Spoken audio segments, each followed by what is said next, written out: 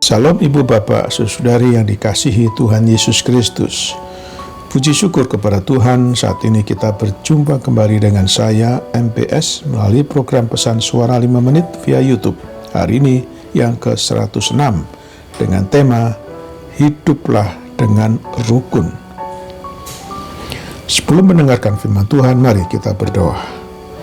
Bapa di surga, kami bersyukur atas kasih setiamu yang menjaga dan melindungi kami sampai saat ini. Kami mau mendengarkan firman-Mu, kiranya Tuhan berkenan berbicara kepada kami. Dalam nama Tuhan Yesus. Amin. Pembacaan Alkitab hari ini dari Roma 15 ayat 1 sampai dengan ayat yang ke-7 yang berkata demikian. Kita yang kuat wajib menanggung kelemahan orang yang tidak kuat. Dan jangan kita mencari kesenangan kita sendiri. Setiap orang di antara kita harus mencari kesenangan sesama kita demi kebaikannya untuk membangunnya. Karena Kristus juga tidak mencari kesenangannya sendiri, tetapi seperti ada tertulis, kata-kata cercaan mereka yang mencerca engkau telah mengenai aku. Sebab segala sesuatu yang ditulis dahulu telah ditulis untuk menjadi pelajaran bagi kita, supaya kita teguh berpegang pada pengharapan oleh ketekunan dan penghiburan dari kitab suci. Semoga Allah yang adalah sumber ketekunan dan penghiburan mengaruniakan kerukunan kepada kamu, sesuai dengan kehendak Yesus Kristus, sehingga dengan satu hati dan satu suara kamu memuliakan Allah dan Bapa Tuhan kita, Yesus Kristus. Sebab itu terimalah satu akan yang lain, sama seperti Kristus juga telah menerima kita untuk kemuliaan Allah. Ayat yang kelima dari Roma 15 demikian.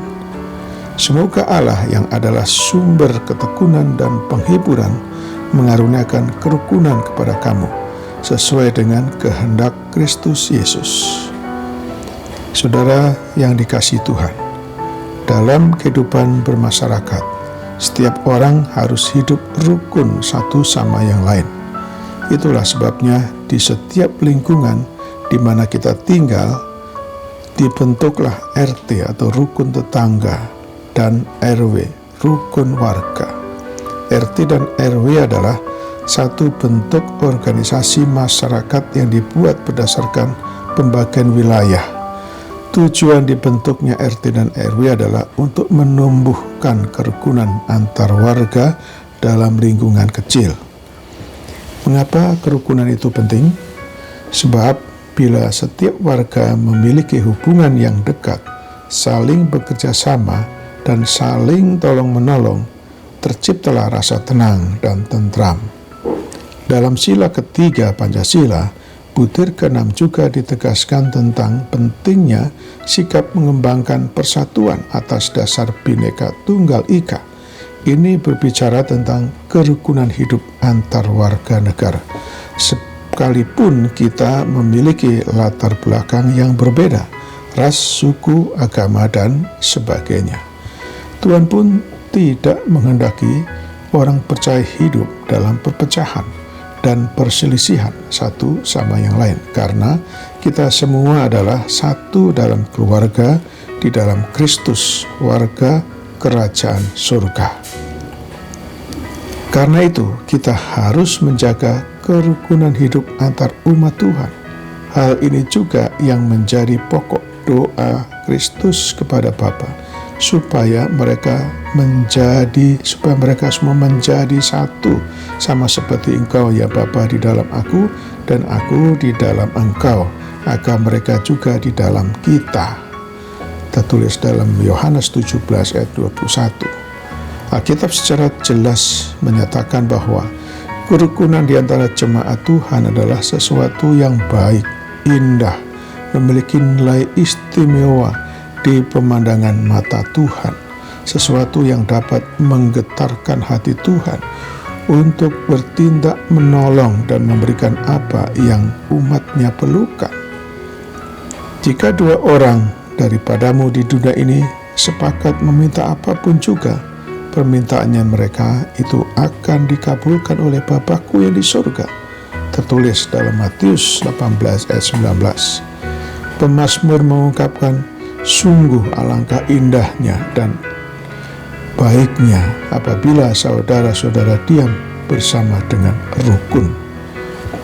Mazmur 133 ayat 1. Di mana jemaat Tuhan hidup dalam kerukunan dan kesatuan hati, maka kesanalah Tuhan memerintahkan berkat kehidupan untuk selama-lamanya. Tertulis dalam Mazmur 133 ayat 3b. Permusuhan, pertengkaran, pertikaian, kebencian, dan sakit hati di antara jemaat Tuhan hanya akan menghambat berkat-berkat Tuhan dicurahkan. Demikianlah renungan kita hari ini. Selamat beraktivitas dengan iman dan imun yang teguh. Tuhan Yesus Kristus menyertai dan memberkati kita selalu. Mari kita berdoa. Bapa kami di surga, kami bersyukur untuk firman-Mu hari ini. Terima kasih atas pencerahan-Mu bagi kami agar kami belajar hidup rukun antara suami dengan istri, anak dengan orang tua, anak dengan anak, saudara dengan saudara, bahkan dengan tetangga dan lingkungan di mana kami berada. Karena itu adalah kehendak-Mu ya Bapa. Sekarang kami berdoa bagi saudara-saudara kami yang sakit, kiranya Tuhan berkenan melawat mereka yang dirawat di rumah atau di rumah sakit. Kami berdoa bagi yang bergumul dengan berbagai macam masalah kehidupan, baik masalah rumah tangga, masalah kebutuhan teman hidup, masalah kebutuhan keuangan, masalah pendidikan dan pekerjaan. Kiranya Tuhan berkenan menolong dan memberikan jalan keluar. Berkatilah seluruh aktivitas kami hari ini ya Tuhan. Dalam nama Tuhan Yesus Kristus yang telah mengajarkan kami berdoa. Bapa kami di surga, dikuduskanlah nama-Mu. Datanglah kerajaan-Mu, jadilah kehendak-Mu di bumi seperti di surga. Berikanlah kami pada hari ini makanan kami yang secukupnya.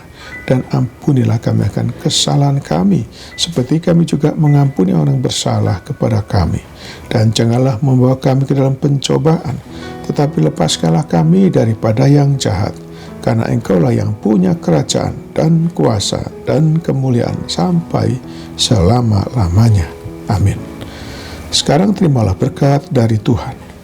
Tuhan memberkati engkau dan melindungi engkau. Tuhan menyinari engkau dengan wajah-Nya dan memberi engkau kasih karunia. Tuhan menghadapkan wajah-Nya kepadamu dan memberi engkau damai sejahtera.